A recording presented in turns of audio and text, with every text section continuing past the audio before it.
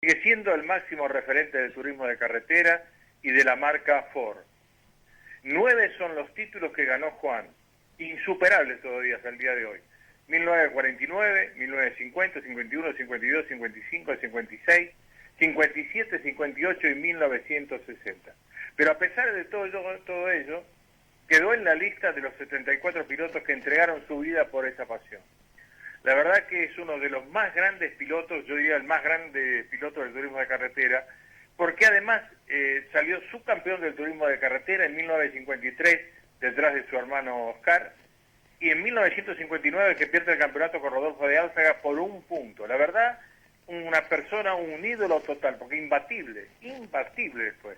Pero vamos a charlar con Ricardo, porque queremos saber mucho más de su trayectoria deportiva. La segunda vez que lo vamos a entrevistar a Ricardo, le agradecemos la gentileza y le damos la bienvenida a nuestro programa Historias a Fondo aquí en Neuquén.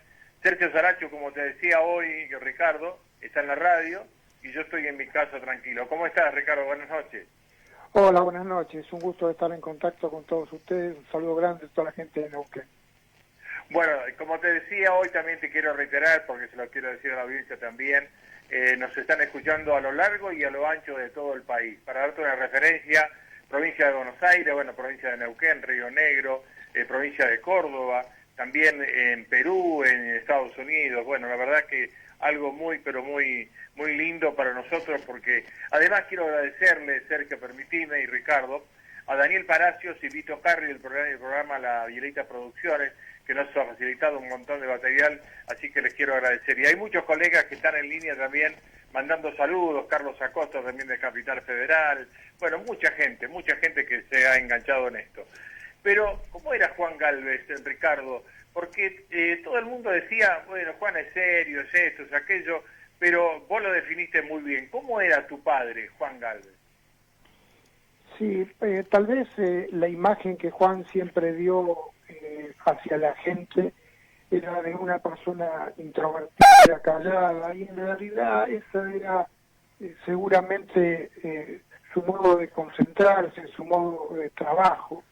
Pero Juan era una persona distinta a esa imagen, era una persona muy alegre, sobre todo en la intimidad donde su familia tenía la posibilidad de compartir con él algún evento, alguna fiesta, no muchas salidas, porque obviamente a Juan le incomodaba mucho el hecho de que todo el mundo quería saludarlo, entonces cuando él estaba en familia, en intimidad, sentía que eso se perdía, esa intimidad se perdía, entonces prefería no salir mucho, no iba mucho a comer afuera, poco, algunos veranos a Mar del Plata, pero bueno, siempre él tenía esa buena predisposición, así que estaba siempre brindándose a dar algún autógrafo, algún saludo, alguna foto, pero como te insisto, era muy distinto a lo que se lo conoció, a lo que trascendió.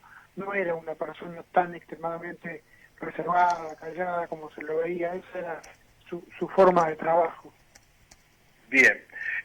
También, de acuerdo a la historia que estuve repasando en estos días, porque la verdad que no te alcanzan las hojas, no te alcanzan los días para repasar la historia de Juan. Imagínate 9 campeonatos a lo largo de 14 años, donde ha corrido, según lo que yo noté, corregime si estoy errado, Ricardito, por favor, 145 carreras, de las cuales ganó 56. Digo, además era un gran estratega, porque organizaba todo él, digamos, en estas carreras que se hacían antes. Yo quiero activar un poco a la audiencia, porque por ahí hay gente joven que quiere saber y está ávida de esta información. Las carreras de turismo de carretera, como el Gran Premio del año 1947, lo tengo anotado por acá porque realmente es impresionante. 11.035 kilómetros corrieron y recorrieron todo el país, saliendo por Buenos Aires, llegando hasta Río Gallegos, viniendo por la Patagonia, por Neuquén, Mendoza, llegando hasta Jujuy y de ahí volviendo por el litoral. Digo, ¿cómo hacía por organizar absolutamente todo eso, Ricardo, tu padre? Sí, estás haciendo referencia al Gran Premio del año 49, el Gran Premio más largo de la historia que se corrió sí. En el turismo de carretera, como vos bien decís, dio la vuelta a la República Argentina por completo, y bueno, la característica principal de Juan era esa, era la organización, y ahí estaba un poco su secreto, la ventaja que él obtenía organizando todo esto, y realmente era donde, no solo manejando, no solo preparando, Juan en esa estrategia que organizaba para correr, estaba gran parte de su triunfo. No hay que olvidarse que él repitió muchas veces que las carreras se ganaban en el taller, y cuando hablaba de taller no significaba solo el motor o solo trabajar en el auto, también era esto, en organizar. Como vos decís, estos gran premios implicaban la necesidad de dónde poner el auxilio, qué tenía que llevar cada auxilio, cada repuesto. Todo eso era muy importante para estos gran premios, y Juan, como te insisto, se destacó siempre en ser perfeccionista, y ahí es donde él lograba de pronto saber a dónde tenía que mandar un auxilio con cubiertas de barro, o dónde se iba a quedar sin nafta, o a dónde iban a necesitar aceite, y se estudiaba mucho. Yo tengo guardados los mapas que él utilizaba para marcar y donde iban los auxilios, y después todo ese tema que se ha contado mucho de cómo Juan recorría la ruta con anticipación, y cómo marcaban las piedras con pintura para tener alguna advertencia que se le pudiera pasar de largo de su memoria, y los acompañantes llevaban cosas escritas, en lo que hoy vemos por televisión muy común, como el copiloto está leyendo una hoja de ruta, sobre todo en el rally donde se utiliza más. Bueno, esto lo había inventado entre comillas Juan, Oscar también. Eran muy pensantes en todo esto, y esa era la característica principal de estas carreras interminables sobre caminos que ellos recorrían sin lugar a dudas siempre antes de cada carrera, para conocer a la perfección por dónde tenían que pasar y cómo estaban los caminos. Ricardo, buenas noches. Sergio habla, ¿cómo estás? Hola, buenas noches, Sergio. Ricardo, vos sabés que además de esto que vos mencionás de Juan, del trabajo en el taller, de la estrategia, de cómo organizar un gran premio, cómo planificarlo, una vez yo hablé con un psicólogo y me decía que estos grandes que se han destacado en cualquier deporte han tenido un don o algo especial de que a más pulsaciones, cuando las revoluciones están a 1000, son sumamente lúcidos, cosa que no sucede con la mayoría. Por eso se destacan. ¿Vos viste esto o te han contado que tu padre, cuando estaba al límite de las revoluciones, de las pulsaciones, era sumamente lúcido? Mira, hay una característica que se ha comentado mucho, la serenidad que Juan siempre tenía en todo momento, claro. y desde ya que era un adelantado, porque todo lo que hizo, vos pensás que en esa época todo había que inventarlo, porque estos autos eran extremadamente rudimentarios, y a medida que iban progresando en la velocidad, todo esto traía aparejado los lógicos problemas, que los autos no frenaban, que la temperatura aumentaba y se descontrolaba, que los embrianes explotaban. Y bueno, para evolucionar todo esto era trabajo, picardía, evolución, mucha inteligencia, y como vos decís, fueron realmente, Oscar y Juan fueron distintos. Lo que llama mucho la atención, yo he tenido oportunidad de hablar con muchos corredores del interior, que ellos me contaron, por ejemplo, un mendocino me decía, mirá, nosotros cuando hablaban de Oscar y Juan decíamos, sí, estos los pitucos que le decían, Los pitucos. Viven en Buenos Aires, en la capital, ya van a venir acá a correr en el precipicio, en el ripio, en la montaña, ya van a ver lo que es esto. Y contaban ellos, y vinieron y ¿sabes qué? Nos pasaron por arriba. Y estos dos hermanos, nacidos en la ciudad, que no habían conocido los caminos de tierra más que de empezar a desarrollar su profesión, eran genios en el barro, eran genios en el ripio, eran increíbles como, evidentemente, como vos decís, estos dos seres humanos tenían algo más adentro. Yo una vez hablando con una profesora de Reiki me dijo, mira, Ricardo, es difícil que yo te dé una explicación, no conocí a tu padre, pero la referencia que vos hacés, la raza humana forma una pirámide y seguramente tu padre, como muchos otros que se destacaron en distintas cosas, son topes de pirámide y después viene el resto para abajo. Exactamente. Y ellos tienen esa posibilidad de recibir más energía del universo y potenciar cosas que por ahí los que van más abajo de la pirámide no tienen estos dones o esta facilidad, esta energía. Pero todo esto, bueno, es dependiendo obviamente de la creencia de cada uno, pero a simple vista cualquiera que lea la historia de Juan se va a dar cuenta de que Juan no era una persona común, no era uno más de este planeta, porque realmente en épocas muy difíciles, de un automovilismo extremadamente difícil, Juan se destacó siempre en todo, estaba un paso adelante. Cuando empezaron a correr en asfalto, en rutas, en autódromos, lo mismo, siguieron siendo distintos, siguieron siendo superiores, ¿no? Claro, porque además reinaron por 14 años. Reinaron, digo, porque tuvo el tremendo accidente, pero la verdad, ella decía que se quería retirar. Pero además yo te quería agregar que tenía, además de ser un excelente mecánico, ¿no?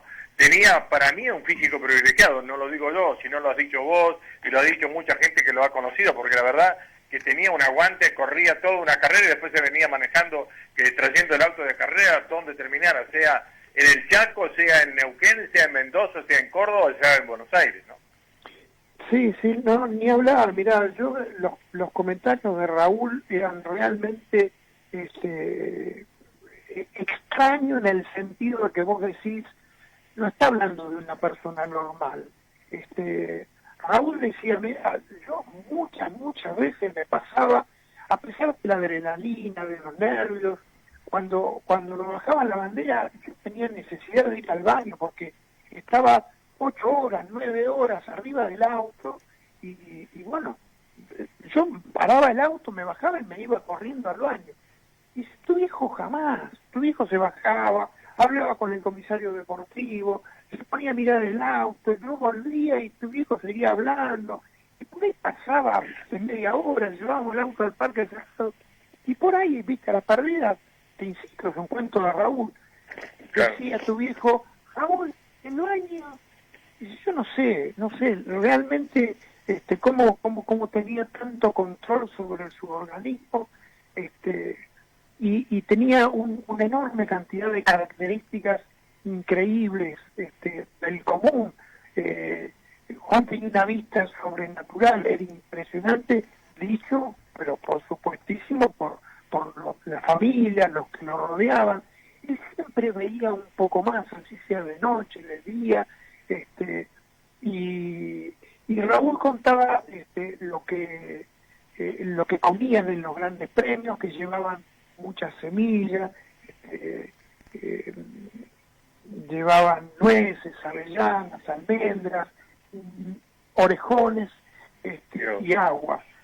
Y estaban horas y horas y horas arriba del auto y el acompañante le daba, dice, mira, por ahí en algún momento, dependiendo de la circunstancia, cargábamos alguna fruta, alguna mandarina que yo pegaba y le daba los gajos, alguna banana, pero comía eso y con eso estaba perfectamente bien. Una persona de un cuerpo fibroso, atlético, por supuestísimo, pero sí, como vos bien decís, su cuerpo también tenía un extra para eso. ¿Vos recordás algo? Porque bueno, cuando él tuvo el accidente vos eras muy chico, pero digo, ¿tu madre te ha contado algo? ¿Él hacía algún tipo de preparación física o no hacía absolutamente nada? No, en líneas generales no lo que se acostumbra, a lo que nosotros hoy estamos acostumbrados. era una persona que en líneas generales su ejercicio era evidentemente el trabajo y las carreras, y después se cuidaba mucho con las comidas, pero naturalmente. No era un obsesivo, ni era una persona que tenía una dieta estricta. Por tradición de familia comían mucha, pero mucha verdura. Cuenta mi madre que era lo que se comía en la casa de los padres de papá. Y variado, igual, de todos modos, no había algo que no comiera. Le gustaba mucho el pescado, solía hacer asados poco, carne no comía mucha, pero comía, y yo te digo, tenía ese balance, tal vez ese equilibrio justo de comer un poco de todo y nunca de más, siempre dentro de lo razonable. Tenía, si había alguna posibilidad, tenía la costumbre de dormirse un ratito después de comer, pero a mi madre siempre le llamaba la atención que tenía la facilidad de dormirse rápido y muy poco tiempo. Dice, hacía una siesta por ahí de 15 a 20 minutos, más no. Dice, eso era lo que se acostaba. Bueno, todo eso, que por ahí no es el común para el resto de nosotros, que uno tarda por ahí en dormirse una siesta, esos 10, 15 minutos para dormirse. Él se dormía instantáneamente y no pasaba nunca de ahí. Yo quiero agradecer públicamente, Ricardo, que nos ha facilitado un montón de fotos para compartir ahora, fotos en algunos casos totalmente desconocidas o poco conocidas, y le quiero recordar a la audiencia que estamos hablando con Ricardo Gálvez, hijo de Juan Gálvez. Hay algunos aspectos que por allí no han sido tan difundidos, Ricardo. En estas fotos yo lo estaba viendo a tu padre con Juan Manuel Fangio. ¿Cómo fue la relación con el Chueco de Balcarce? Mira, ellos empezaron a correr desde muy jóvenes, en el año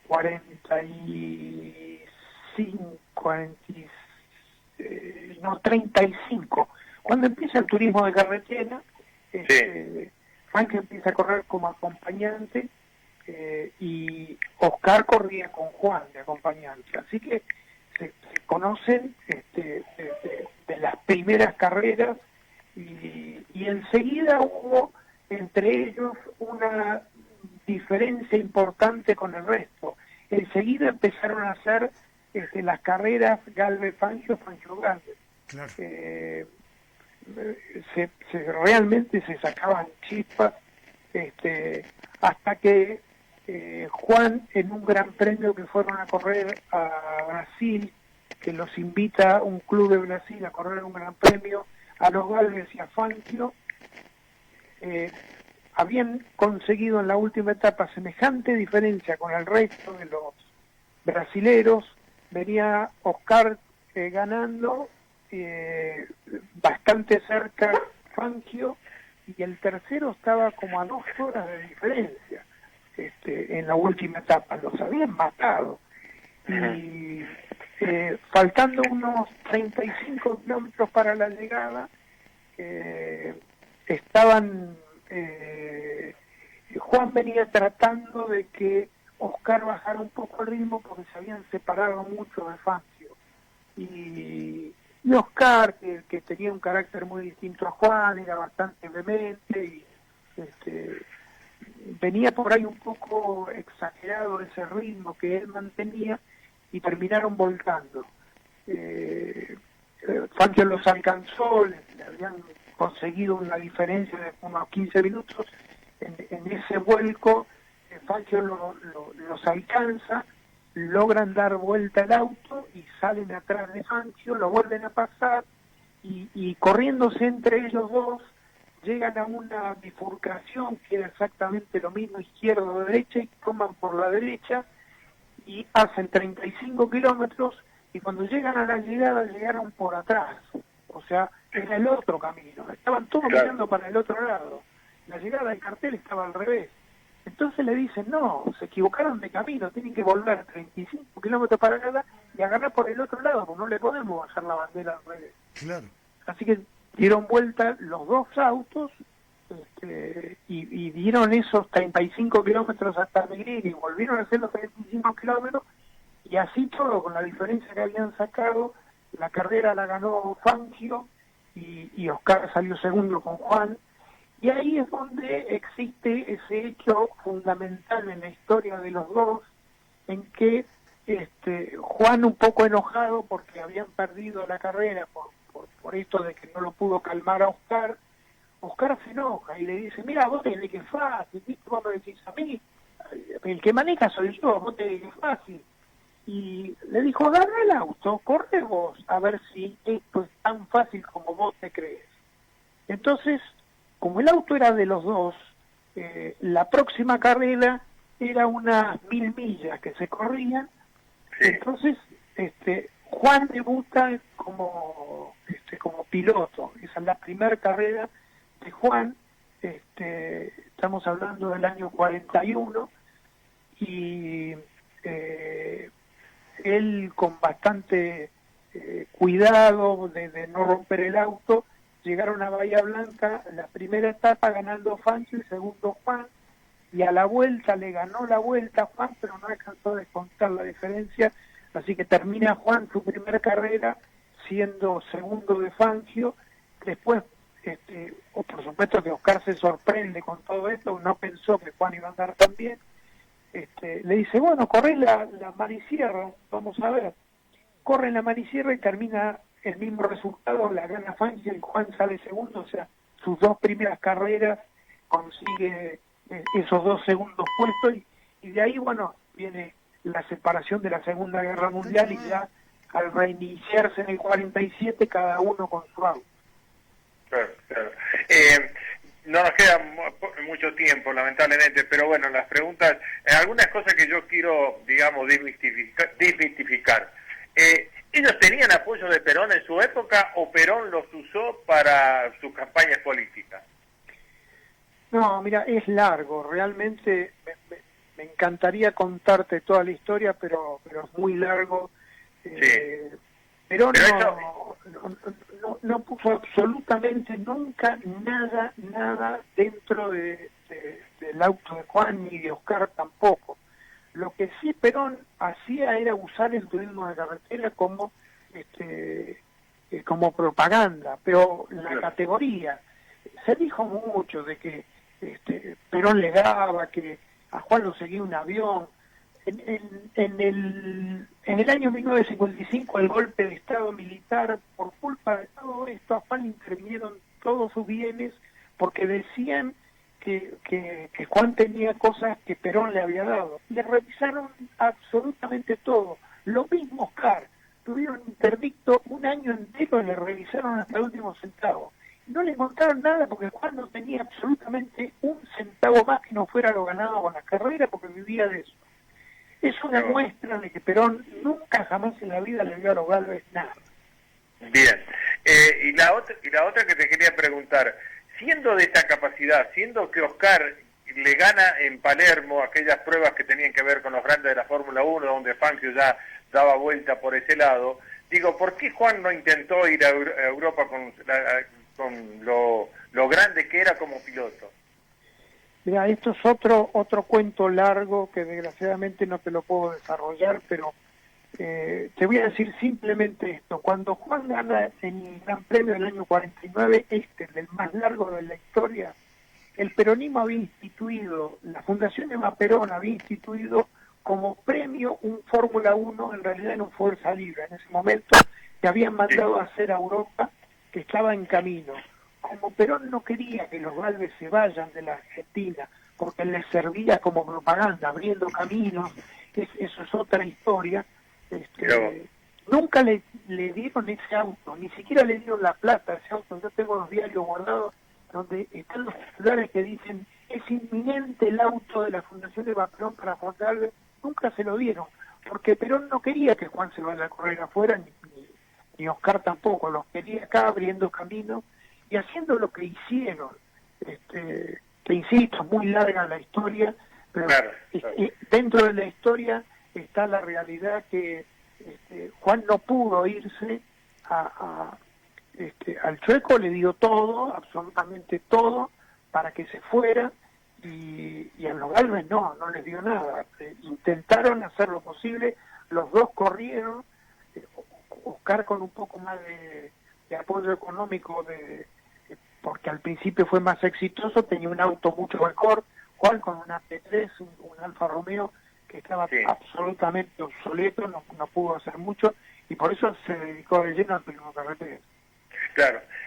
Ricardo, ya tenemos que cortar, pero la última pregunta, bueno, todo esto está reflejado en el libro que vos escribiste, es El Campeón Eterno, que se puede conseguir en cualquier librería, y si no lo tienen, hay que pedirlo, pero El Campeón Eterno, ahí está reflejado toda la historia, verdadera historia de Juan Galvez, ¿no? Exactamente, Juan Galvez, El Campeón Eterno, editorial Galerna. Ese es el libro que llevó muchos años, y con la colaboración de algunos amigos. Ahí está toda la historia de Juan de punta a punta, desde que se sube por primera vez al auto, y un poco de historia familiar, sus secretos, todo está contado en el libro. Mucha gente me ha llamado con mucho gusto por haberlo podido leer, así que se lo recomiendo. Si quieren conocer a Juan, es imprescindible ese libro. Bien. Sergio, ¿me queda tiempo para una pregunta más? Una pregunta y una respuesta cortita, a ver. Bueno, lo que quiero consultarle a Ricardo, y le agradeciendo por supuesto la atención que tiene para con nosotros a esta hora de la noche, la coupé de Juan Galvez, la oficial, la que él corría, no la réplica, la oficial, ¿la tenés en tus manos? ¿La tiene alguien? ¿Dónde está esa coupé? Esa coupé, lo que quedó de la coupé, porque también es otra larga historia donde Cetra se la compra a Juan después del accidente, se la había comprado antes del accidente de Olavarría, después se la va a comprar en realidad a mi madre, vuelca la primera carrera, fusiona la 39 con la 37 por ese vuelco, después se mata, la compra Silvestro, y bueno, durante un montón de años el auto fue sufriendo el paso del tiempo, pero bueno, lo que quedó de ese auto, el verdadero auto, lo tiene Mazacane en el museo en La Plata. Ajá, bien. Bueno, esa era otra incógnita que quería develar, porque si no, muchos dicen, esta es la coupé oficial, y yo sé que esa no es la coupé oficial, sino que, bueno, son las cosas que... Lo que pasa es que Mazacane tiene una réplica que yo usé en el Gran Premio del Automóvil Club, que ese sí es una réplica exacta, y ahora tiene el otro auto, el original, están los dos juntos en La Plata. En La Plata, bien. Bueno, Sergio, llegamos al final. Sí, lamentablemente, pero bueno, yo quiero contarte, Ricardo Galvez, que cuando Oscar me dijo, mirá, está la posibilidad de hablar otra vez con Ricardo Galvez, yo digo, pero claro que sí, porque además muestra otro de los perfiles de los Galvez, esta generosidad, esta forma de darse con la gente. No se construye un ídolo solamente ganando carreras, Ricardo, hay que entrar en el corazón de la gente, y hay que entrar de esta manera, ¿no? Siendo absolutamente generosos, abiertos, y yo lo quiero destacar públicamente porque nos encontramos con protagonistas en este espacio que a veces nos cuesta que puedan o que se dispongan a hablar con nosotros y con la gente. Así que lo quiero públicamente destacar, Ricardo. No, mira, no hay absolutamente nada que me dé más gusto y placer que hablar de mi padre. Lo hago desde el fondo de mi corazón, por lo que Juan hizo, lo que significó para la gente, lo que la gente me ha transmitido a mí.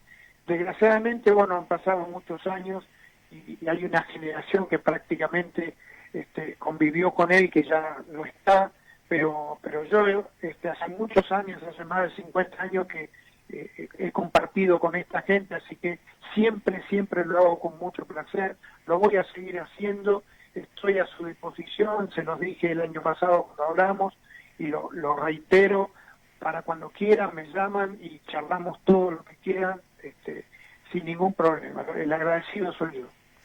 Yo creo que va a ser una obligación nuestra todos los años para esta fecha llamarte, Ricardo, porque con mucho gusto, me parece con mucho gusto. Que no hay que olvidar una figura de la talla de Juan Galvez. De eso se trata. Un piloto que ganó 9 títulos que aún hoy si se lo llegaran a batir no es ni cerca de lo que era aquello, pero todavía hoy no le han batido el récord. La verdad, algo inigualable. Exactamente. Gracias, Ricardo. Un abrazo inmenso. Gracias, un cariño Ricardo. para todos. Muchas gracias. Oscar Bueno, Lorenzo Scalerandi, bueno, realmente felicitaciones por tu trabajo. Tener esta posibilidad de un mano a mano, de la intimidad de lo que fue Juan Gálvez a través de su hijo Ricardo, es fruto, reitero, de tu excelente trabajo aquí en Historias a Fondo. Sí, yo la verdad que a mí me emociona tratar estos temas porque vos fijate, me olvidé de decirle a Ricardo, mi papá Adolfo, que nosotros vivíamos en el campo y era fanático del turismo de carretera, pero fanático, hincha de Chevrolet, él admiraba a Juan Gálvez, no hacía a Oscar, pero a Juan Gálvez sí. Y el día que se mató, recuerdo, me dijo estas palabras: no puede ser que Juan se mate. Es decir, es un tipo que trascendió todas las marcas del turismo de carretera, con la pasión que significa el turismo de carretera. Hablar del turismo de carretera en la Argentina es sinónimo de pasión. Lo vemos nosotros en las redes sociales, a través de la gente que se engancha, a través de la gente que opina, que nos dice, bueno, la verdad que es algo inigualable. Así que no es muy difícil hacer estas tipo de notas. Además, con una persona como Ricardito Gálvez que se presta al diálogo tranquilamente. Oscar Lorenzo Scalerandi, un abrazo grande. Otra Historias a Fondo de lujo la que tuvimos hoy. Abrazo grande. Bueno, muchas gracias, Sergio. Un saludo grande a todos y nos vemos la semana que viene. Chao. Así será. Viaje al puerto de la noche. Conduce el escritor y periodista Sergio Sarachu.